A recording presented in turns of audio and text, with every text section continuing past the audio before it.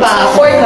Ang bagay mo, ayan, Mainit na namang usap-usapan online, sina Bea Alonzo at Vincent Co, matapos kumalat ang mga larawan ng isang sinasabing, simple at intimate wedding, reception.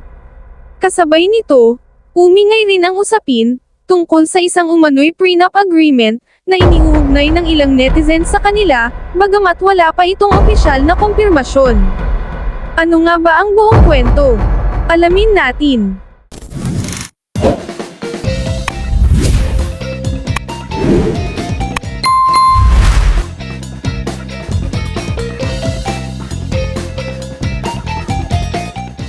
Ikinasal sina Bea Alonzo at Vincent Co, sa isang pribadong civil wedding sa Makati City Hall, noong July 13, 2026, ang kasal ay pinangunahan ni Makati City Mayor Nancy Binay, bilang solemnizing officer.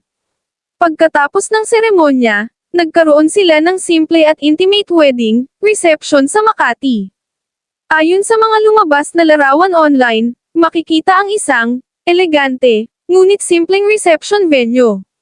Napansin ng maraming netizens ang clean, at minimalist, na dekorasyon, na may romantikong ambience, at classy, na setup. Marami ang nagsabing ito raw ang patunay na mas pinili umano ng magkasintahan, ang isang pribado at intimate na selebrasyon, kaysa sa isang engranding kasalan. Samantala, naging laman din ng diskusyon online ang mga pahayag ni Attorney Wilfredo Garrido, tungkol sa isang umano'y prenup agreement.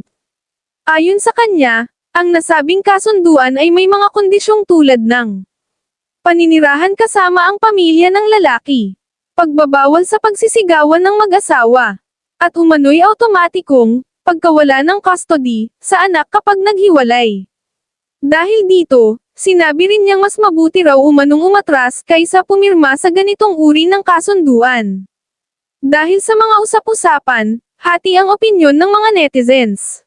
May ilan ang nagsasabing, kung totoo man ang mga kondisyon, tila napakahigpit umano nito. Bukod sa simpleng selebrasyon, may isang tanong na ikinagulat ng ilang netizens, nasaan ang pamilya ni Vincent Co? Wala nga ba sila sa okasyon, o sadyang pribado lamang ang naging pagdiriwang?